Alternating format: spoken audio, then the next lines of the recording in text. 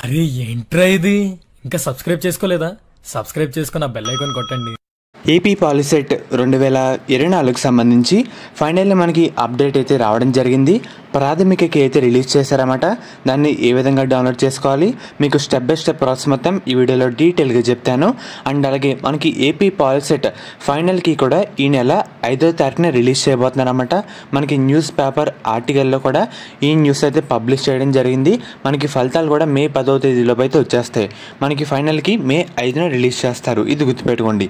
ఇప్పుడు మనకి ప్రాథమికకి ఏ విధంగా డౌన్లోడ్ చేసుకోవాలో చెప్తాను. మీకు ఈ వెబ్సైట్ లింక్ కూడా డిస్క్రిప్షన్లో ప్రొవైడ్ అయితే చేయడం జరుగుతుంది. ఒక్కసారి ఓపెన్ చేశాక కింద క్విక్ లింక్స్ దగ్గరికి అయితే రండి. పక్కన నోటిఫికేషన్ అని ఒక ట్యాబ్ అయితే ఉంటుంది అన్నమాట. సో దాని మీద ప్రెస్ చేయండి. ప్రెస్ చేసిన తర్వాత ఒక్కసారి కిందకైతే రండి. మనకి ఏపీ ఎస్బిటెట్ సంబంధించి రీసెంట్ నోటిఫికేషన్ అయితే ఉంటాయన్నమాట. కిందకి వచ్చిన తర్వాత ఏపీ పాలిసెట్ ప్రిలిమినరీకి అండ్ అలాగే ఇన్విటేషన్ ఫర్ అప్డేషన్స్ అయితే ఉంటాయి. పక్కన డౌన్లోడ్ సింబల్ ఉంది కదా, దాని మీద ప్రెస్ చేయండి. మనకి ఒక పీడిఎఫ్ ఫార్మేట్లో డౌన్లోడ్ అయితే అవుద్ది అన్నమాట.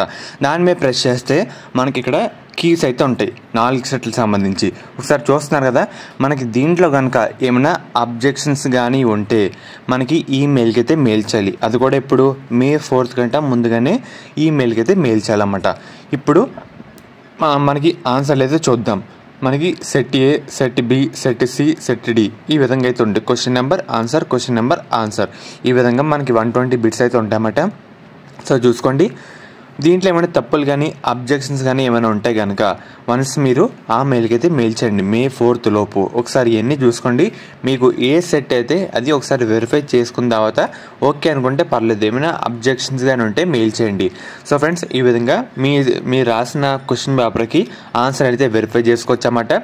మనకి ప్రాథమిక అయితే రావడం జరిగింది. అదే మనకి ఫైనల్గా అయితే మే 5న రిలీజ్ చేస్తారు.